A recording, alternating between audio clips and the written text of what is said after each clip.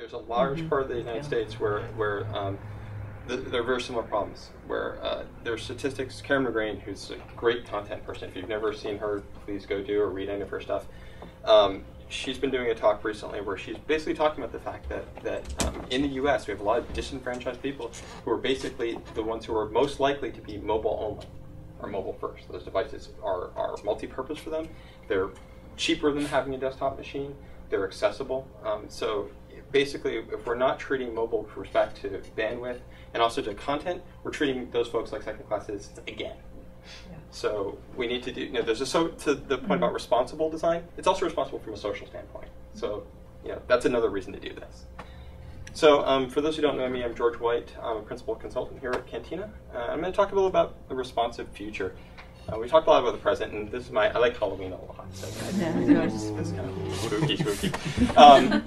So, what does the future hold for responsive? One of the funny things about this is that we're talking about responsive design today, and we've all been talking about responsive design like this is something new. And the truth is it's not. The article that Ethan Marcotte wrote 2 years ago, actually 2.5 years ago now, that kind of brought this to general awareness, brought some very specific techniques in, and he took these 3 very specific things and he put them together and said, this is responsive design. That's my label for what I'm going to talk about. And it was, fluid grids, media queries, responsive images. That was it. That's what he was talking about. But the Tao web design, which is the article that inspired him to talk about this from John Elsoff, was 10 years old at the time he wrote this. It's a 12-year-old article. It's still one of the best articles on web design that's ever been written.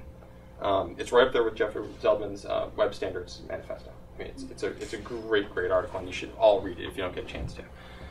You're missing out on something really, really important. But the web has always been responsive. If you go back to 1990 and you look at the thing that Tim Berners-Lee put on his desktop, that was a responsive design. It was not fixed in size. It was fluid. Actually, at that time, it didn't even have images, so whatever. But basically, it was this flexible, reusable, hyperlinkable content. And what happened was, over a course of a series of years, people started to see value in the web. And a lot of the designers who came to it, and a lot of the business people who came to it, all said, hey, you know what? What we really need to do is make this more like print. We have to control it, and we have to make it 960 pixels, and we want to make sure that everybody has the same thing, and we can get our brand across this way. And so we basically adopted a bunch of constraints. We started to pretend that there was a fold. We started to pretend that there was a certain width that we were going to have, there's a certain screen size. I don't know how many of you remember, Toby, you mentioned the whole thing about going 800 to 600, right? That was a big deal. That was a big deal. All of a sudden, it's like, now I have 1024 by 768. And then sometime after that, we just stopped talking about that because it didn't matter anymore, right? You realized that, to Allison's point about screen size, you got to a point where the line of text, you couldn't get any bigger without making it unreadable. So we just stopped making our windows any bigger. We don't really care anymore that we might have 4,000 or 10,000 or 50,000 pixels. We're still going to look at a window this big. So, but we adopted all these things, and we pretended that there was a fixed set of rules around web design. And what mobile did for us was basically say, hey, you know what? That's bullshit. That all goes away. It turns out that actually there's lots of different devices, and your assumptions and your fake systems of constraint are actually hurting you in talking to people who use those devices. So that's the past. So what about the future? So one of the big things here is responsive web design is not going away. There's a lot of debate about, is responsive design poorly performant? Is it a fad? Is it even a really good idea? Why should we do this? Why shouldn't we make mobile-specific websites? The answer is it's not going away. And part of the reason is because it is the way the web works. Being responsive, HTML is responsive. If you just didn't do anything, don't put any CSS, nothing else, just put HTML into a page, it responds. You do nothing and it's responsive. It's not going away, but the definition of responsive is going to change. So there's a very narrow definition. The one that Ethan came up with is flexible grids, media queries, responsive images. That's it. That's all he's talking about. When most people say RWD, that's what they're saying. But there's a whole world of other stuff out there. Jeffrey Zeldman has a great little bit where he talked about, some people were arguing about what's responsive, what's adaptive. And so adaptive, theoretically, is this idea that you did design just for specific viewports. And you're just, I have a tablet site, I have a mobile site, I have a desktop site. And that's one way of doing it, but it is still responsive. You're still responding to the needs of the user. There's also responsive in the notion of speed, right? Do you respond quickly to someone? So we're starting to I think what we'll see in the future is that the notion of responsive, we're going to stop talking about responsive web design as a thing. We'll talk about some of the specific techniques in the future, but we're going to talk about it in a much more broad sense.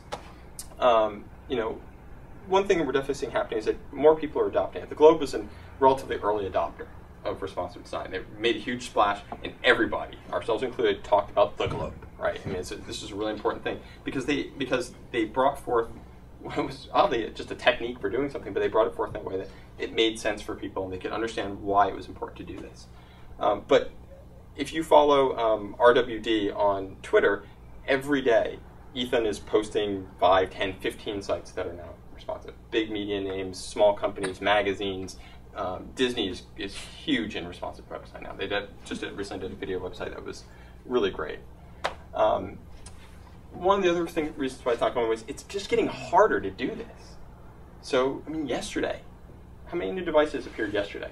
Now, we can all think of the iPad mini, and we all know that the Surface with our Windows RT came out, but I can guarantee you that at the same time, Samsung and LG and HTC announced 15 or 20 or 30 other phones in exactly the same moment. So this stuff, it's just getting hard to actually keep up with this. So to the point about being responsible and thinking about the idea of this design flexing to meet future needs, you got to do it this way. There are other approaches. You could do mobile-specific sites, which is to say you have a site that you do some media detection, or maybe you just have a different domain, and somebody else can go there for your media stuff. But it's not really sustainable in the long run for a few different reasons. One, there's infrastructure you have to maintain, right? You have to make sure that you have your mobile website over here and you have your desktop site over here, and never the twain shall meet. And that's kind of hard for basically set up 2 editorial processes for your content. And if you treat your content right, it may be easier, but it's still not fun.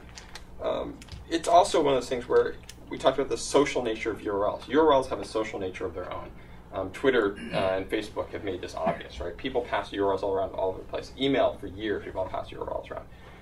If I get a URL from your mobile site and I'm on a desktop, it really sucks if I get it and I see the little tiny window, or I have to click through to get full site.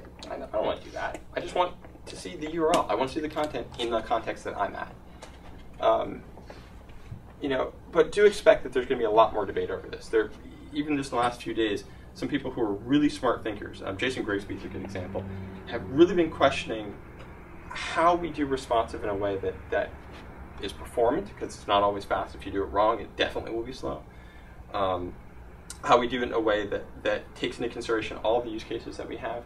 And many people have made the argument, sometimes for certain applications, quite validly, that dedicated mobile sites are there ready to go. But as a default, I think responsive web design will be one of our key things going forward. One of the things that's going to happen is there's more stuff out there. As I said, there's new devices every day. iPad mini, Microsoft Surface. There's new OSs coming. Remember, it's not just Android and iOS. A huge bulk of this stuff is still Windows Phone, not as much as Microsoft like, but it's like 5-6% of the total market. Blackberries are still 7-8% in some cases. There are Migo, Bada, I can't even name them, there's dozens of OSs. And each phone manufacturer is starting to see, especially with Android fragmentation, there's not a lot of value in Android itself, so they're going to actually start moving to their own OSs. So don't make expectations about the idea that this is the narrow thing you can play in. The world's going to get broader. And don't forget, it's not just smartphones and tablets. There's all sorts of other devices that are appearing all the time, and our responsive designs are trying to play to that larger world. So specific things that we're going to see. One of the things we're going to see is better responsive images. So right now, the work that Filament Group did for the Globe, one of the things that they did was come up with this library for responsive images, and it's good. They've refined it over time, and there have been better improvements, but it's not native. It's JavaScript, right? So one of the things that we really need to see is there's a ton of different use cases for responsive images. So just think about it this way, an editorial image of, say, the president, and he's speaking at a factory. And the shot of him is of him in front of all this factory stuff, and it's great. On your desktop site, you can see all the factory material and everything else. And you take that same image without cropping anything else, and you put it on a phone this big, and now you have a stick in front of a bunch of just, I don't know, random material, right? It's the Picasso thing again, right? You have no idea what this thing is. It's become abstract. So to make that image work, you actually need an alternative representation that is responsive not just in its physical size, but in its content. So you may have to get a different crop. It may even be a different image. If it's a graphic, a table or something like that, you may actually refine the table. So we have these use cases they're about the size of the image, but they're also about the content of the image. And right now, we don't have really good solutions for that. So the there's a working group called the Responsive Images Community Group, which is associated with the W3C. It's being led by Matt Marquis and a few other people, I think Marco Cicerios. And they basically are looking at the use cases for responsive images, how we can use them, why we should use them. And they're looking at a couple different proposals. There's the picture proposal, which is like kind of like, if you guys are familiar with the way that the HTML5 video tag works, it would work kind of like that. There's a source set proposal, which is this much more complicated thing that looks a little bit like media queries, but not. What's probably going to happen is these two things are going to combine, and we're going to get the best of both worlds on those two. But it's unknown yet. But I definitely urge you all to go and read their current state of use cases here, because it's eye-opening about the general problems of responsive design and the challenges you're going to face in thinking about your design for your content. One of the things we're going to see, faster responsive web. By faster, I really mean that right now, Allison mentioned, one of the things we did with the design that she showed the wireframes for, there was a piece of content where there was display none. And this was actually an early criticism of responsive web design, is that people were like, oh, well, it's great. You just have your full desktop site, and then as you get smaller, you just hide stuff. Well, what's the problem there, right? We were just talking about this. You're sending all that stuff down to the person who's on the phone. It's not fair to them. It makes it slow. They're on a slower processor. It's not going to work. So you need to be considerate of what's going to happen with this. And so what we're starting to see is there are other ways that we can start thinking about this. And I'll talk a little bit about some techniques like res a little bit later. But generally, what we're starting to see is that content management systems and the design of our content are starting to be more flexible in how they serve content up. So they may serve, like I said, about different images. They may serve different versions of text. So headlines, for instance, is a good example in magazines and news sites. They may actually serve different text for the headline, just so that it responds correctly. So I think what we're going to see is that responsive web design sites are going to be more tailored to the overall capabilities of the device they're trying to present to. Also, as we go through more of these things, people will be thinking more mobile first. And if you think mobile first, your designs are faster, because you're starting from, I have very little capability. I'm starting from almost the least common denominator point of view, and then you can build up progressively. Responsive ads. This one's a killer. Okay, and Jesse mentioned this before, and the Globe, correct me if I'm wrong, but your basic solution was limit the number of ads that you guys had on the Boston Globe, right? Boston Globe. That's the solution. Right, so it was basically don't have a lot of ads. And they're this big. Right, they're nice little squares. Whereas you look at Boston.com, and we've got huge rail ads. Rails, takeovers, exactly. Multiple IAB units. Yeah. Talk about your, when you get, again, back to the metered bandwidth, that concept comes back. And takeover, what a drag. Exactly. IAB, which is basically the International Advertising Board, the people who help to design some of the technology around essentially the size of ads. They've defined all these sizes. They've things called the rising star ads, and they're all fixed sizes. There's like a medium unit and a banner, and there's top banners, and but it's all fixed. None of it was responsive. It was all intended with the idea of this is how a standard website is going to lay out in a 960 pixel wide thing. It doesn't work responsibly. So you have problems like, okay, I'm working on these fixed size items. How do I deal with that? But sometimes they're not fixed size. It's like takeovers, right? You've all seen these. You click on the page, and all of a sudden some giant thing pops up over your view. Takeovers are actually going to are right now very popular with people serving mobile sites because they guarantee an impression for the ad, right? They force the user to see the ad. Unfortunately, they're not great for all of us, but they're built by third parties. You have no control, right? So if somebody decides they're going to build their ad in Flash, what can you do about it? If that's what the ad is being built in, you have no control over what's happening inside that takeover to some extent, although there are standards around this. So. Also, how do you sell them, right? So we work with a customer who has a magazine site, and one of the big problems they had was, they're selling an ad at the top of the web page. That's how they traditionally sell an ad. When they go to mobile, that ad may not be at the top of the web page anymore. It's not worth as much anymore. How do you sell it? So the answer is basically the IAB and a bunch of other people are all working to figure out ways to do this. So this year they're going to have a set of standards for their content around responsive ads. And there are companies that are actually starting to produce responsive ads. I think that this is a huge challenge because, again, it's third party, it's fixed size. There's a lot of collaboration and coordination that's required to make this work right. But there is a solution. It's coming soon. As somebody who gets paid because of ad sell and whatnot, I'm actually really looking forward to the day when people quit making Flash ads, when they are in semantic HTML and CSS, because frankly, that's easier to serve, in my opinion. Yeah, no, definitely. It's an agency problem too. The agencies don't know any better. That's just what they do. And you can't get them to change because it's the way that they've operated now for the last 10 years. Exactly. And they don't yet see any monetary reason to do it, which is the main reason why they will do it. Improved tools are coming. So, we heard mention of a few things. Browser Stack is a good example. There's things like Responsivator, which just came out a few days ago. Firefox has this nice responsive web view. Adobe has a thing called Adobe Shadow. It used to be called Adobe Edge Inspect, which used to be called Shadow. Edge Inspect is a horrible name, by the way. I don't know why they did this. Shadow's like so cool, and forget that. Tools like GridSet. Now, we talked about creating grids. This is if you have any concerns about learning how to create grids, go sign up for GridSet app. This is amazing. It's an in-browser grid design tool. It will help you think responsibly. It will help you to understand how grids work, and it basically takes care of some of the coding for you. Grids are actually really easy to implement, but when you're first trying to start to understand them, you need to go get tools. But the tools are out there. They're coming. There's things like Zerb Foundation, tons and tons of tools on the way. It will make it easier to do certain aspects of these things. It's not guaranteed yet that you can just go and slam dunk it, but there's a lot of things that are right around the corner that should help us a lot. Improve testing. Someone's going to fix this. I don't know. I really don't know how or who. We have found that this is taking up more and more time. The prospect in the immediate future is it's going to continue to take up more time.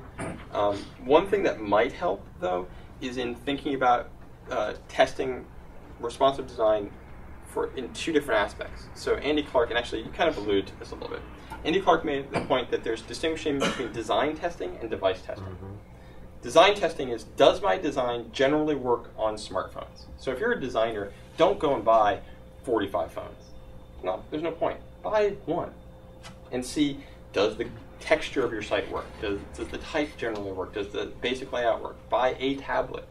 Look at it, or for that matter, walk into an AT&T store. Walk into an Apple store. They'll totally let you play with all their stuff. Exactly. Walk and just mess around. Don't do it every day. Don't make eye contact. Even then, they're fine. As long as you eventually buy something, and you will, they're good. Takes an hour before buying. But design testing is really about seeing whether or not the feel of your site is generally working in that class of devices, and it's not about the specific breakpoints. Or things working, right? Device testing is, does that feature, that carousel feature, does the JavaScript for that carousel feature work everywhere? This is a very difficult problem. Design testing is actually a much easier problem. It's a better one to focus on because you can realistically have some notion of accomplishing that. Device testing, you will never win. There's always another device. There's always some quirk of that device. There's that device with a slightly different version of the operating system. There's that device with a slightly different carrier. No reason it doesn't work any differently. It just does work differently. But that's actually where the Holy Grail would be, is to find a better way to do this. There are reasonable techniques. It's coming. So hopefully somebody will answer it before I go completely nuts on that. We're going to see a lot more res. So responsive design, as we've talked about mostly tonight, is a front-end technique. Right? It's all the stuff that's happening there is primarily happening in the browser once the content's been served. Luke Wroblewski, who's another one of these people, actually, I realized his name in this last slide I've got there. But Luke basically came up with this concept, this word res, which is responsive plus server side. So for a long time, we used to use this thing called browser sniffing, right, where we look at the user agent string of the browser and we try and guess, oh, you're on IE6 or you're on a Windows 7 phone. And this doesn't really all work all that well, but it does work to some extent. You can make some generalizations. But places where it falls down, for instance, you can't tell the difference between an iPhone 5 and an iPhone 4S with browser sniffing. They send the same user agent. But there's physical differences between them. Speed differences, maybe connection speed differences, certainly screen size. But even with that, even with the problems with it, we still have to do it, because one of the ways we're going to make responsive design faster is by improving our ability on the server side to understand the context of the user and tailor the content to them. We're going to see things like PJAX, which is basically, there's a thing called HTML5 push date, which essentially allows you to change parts of the page and change the URL of the page without reloading the entire content. Responsive and PJAX are really going to be like this because it allows you to be responsive in that sense of being fast. You can actually say, I don't need to redraw all the furniture or all the navigation for my site. I just want to send them this one new part of an article or one new part of a page. If you ever use GitHub with a modern browser, you can see this. Basically, the interior part of their pages, or Basecamp is another example, the new Basecamp. Interior parts of pages are basically loaded and rendered using AJAX and an HTML5 push date. We're going to see some better help for device detection. Right now, if you do JavaScript plus media queries plus browser sniffing, it's not perfect. And this is actually one of the biggest knocks against trying to do MStar sites because you quite often get it wrong, right? There's an edge case that you just didn't expect, and then you're sending a bunch of people the wrong site or the wrong content. This will get better. Things like Yibu Profile and Detector can be used to help us understand some of the context a little bit better. I know I'm really looking forward to kind of this server-side modernizer solution. Modernizer really helps level the playing field, at least on the front-end side of things. But I used sniffing for years, and then all of a sudden it was verboten. Right. Yeah. It's back. And you're kind of afraid to use it. It's like that ex-girlfriend that you're not supposed to hang out with. No, exactly. But to your point here, that is actually one of the ways that we're going to solve the testing problem, the morass of devices and different interactions that we deal with. In some of these cases, it won't completely fix it, but it's going to help. Response.js, actually, that's one of the things that it does. Is it pops open your stuff in all these different browsers and tries to figure out whether or not it actually is right. So yeah, I think that's true. And then, one of the other things, too, is we got to think about how much we really need to do any of this. one of the things that, we talk about this stuff from the perspective of how do I get all this stuff into all these different viewports? Why are we doing any of it? Why are we sending all of these ads? Why are we sending all this content? Why do we have those big carousels? Why, theoretically it increases user engagement. The truth is, it probably doesn't. But we don't know, we're not asking ourselves the right questions about how to measure it. So one of the things that we're going to see with Res may be, let's start looking at this and figure out, why are we doing any of it? Does any of it really helping us to actually get across the content and the message and the user need? So this is my last slide, and it's late, so hopefully everyone's still awake. There's a bunch of people you guys should follow. These are people who are, some of them are actually local, who are a selection of the larger world of people who are making a name for the future of responsive web design. These are people who are, people like Ethan Marcotte, who basically was at the Globe. He wrote the seminal article that kind of led to all this stuff. He's collecting a lot of the information about what's going on there.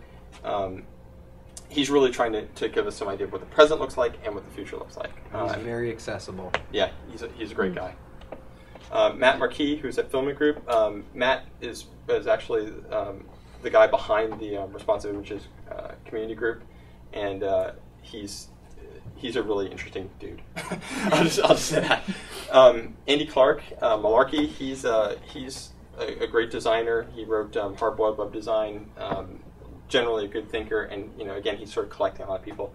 Brad Frost is a great designer, great implementer, and writes a lot about responsive web design for Smashing Magazine and his own stuff. Stephanie Rieger, who's just a great designer. She and her husband Brian Rieger are amazing. Jeffrey Zeldman, if you guys don't know who he is, please go find out who he is, because he's basically, without Jeffrey, we probably would never have gotten responsive design because we'd all still be using those font tags. Yeah, we wouldn't be using CSS. He basically was one of those guys who said, pushed it through. Web standards are the way to go. Stop with this nonsense with Flash. Stop with this nonsense around applets and all those other things. We need to all get on the same platform. Separate the semantic from the style. Exactly. And he's actually at Happy Cog, which is just a great firm, and he's also behind A List Apart. So he's really cool. So yeah, so follow any of these folks. They're all great, and they will lead you to other people who are out there and other services and other things. Definitely keep in touch with all of them. So, questions? Cool. I did my job. Awesome. Well, thanks everyone for coming. That's it. Next? No, All right. that's it. Unless we have. Thanks a lot. Thank you very much.